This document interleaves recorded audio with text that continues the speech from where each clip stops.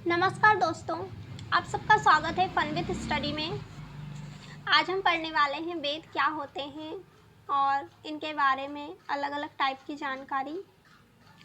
Start करते हैं वेद क्या है से। वेद भारत का सर्वप्राचीन धर्म ग्रंथ है और इसके संकलनकर्ता महर्षि कृष्णद्वैपायन वेदव्यास जी को माना जाता है। वेद वसुदेव कुटुंबकम का उपदेश देता है। भारतीय परंपरा वेदों को नित्य तथा अपौरुषेय मानती है। वैदिक युग की सांस्कृतिक दशा के ज्ञान का एकमात्र स्रोत होने के कारण वेदों का ऐतिहासिक महत्व बहुत अधिक है और हमेशा रहने भी वाला है।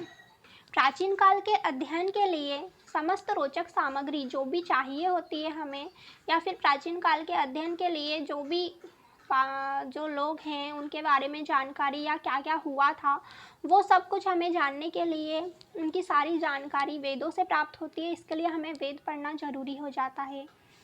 अब हमारा क्वेश्चन होता है कि वेद क्या होते हैं। ये तो हमने समझ लिया, ये धर्म ग्रंथ है, हमारा सबसे प्राचीन धर्म ग्रंथ है।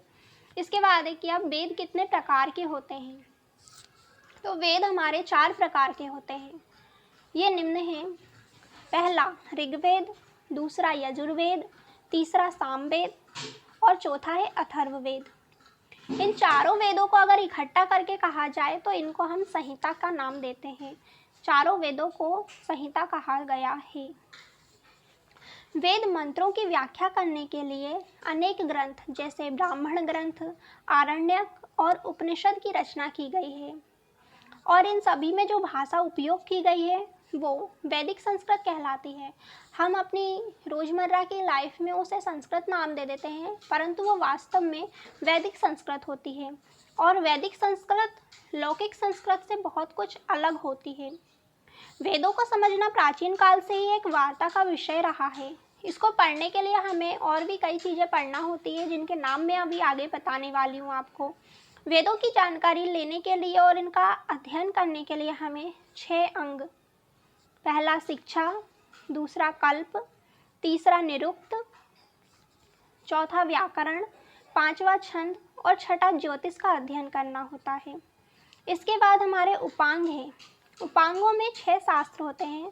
पहला पूर्व मीमांसा, दूसरा वैशेषिक न्याय, तीसरा योग, चौथा सांख्य और पांचवा वेदांत, छठा और इसके बाद होते हैं 10 उपनिषद। तो 10 उपनिषद भी अलग अलग होते हैं। इसमें है पहला हमारा ईश, दूसरा केन, तीसरा कठ, चौथा प्रश्न, पांचवा मुंडक, छठा माणुक्य, सातवां ऐतरेय, आठवां तैत्तिरीय, नौवां छांदोग्य और 10वां होता है बृहदारण्यक। ये सभी को पढ़ना ज़रूरी होता है। अगर हमें वेदों का ठीक से अध्ययन करना है, वेदों को समझना है, तो हमें इन सारी चीज़ों को पढ़ना पड़ेगा। प्राचीन समय में इन सभी को पढ़ने के बाद ही वेदों को पढ़ाया अथवा पढ़ा जाता था।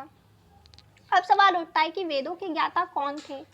तो प्राचीन काल के वशिष्ठ, शक्ति, पराशर, वेदव्यास, जैमिनी, याज्ञवल्क्य व कात्यायन इत्यादि जो ऋषि हुए हैं, इन्हें हम वेदों के अच्छे ज्ञाता मानते आए हैं और ये हमेशा वेदों के ज्ञाता के नाम से प्रसिद्ध होते हैं।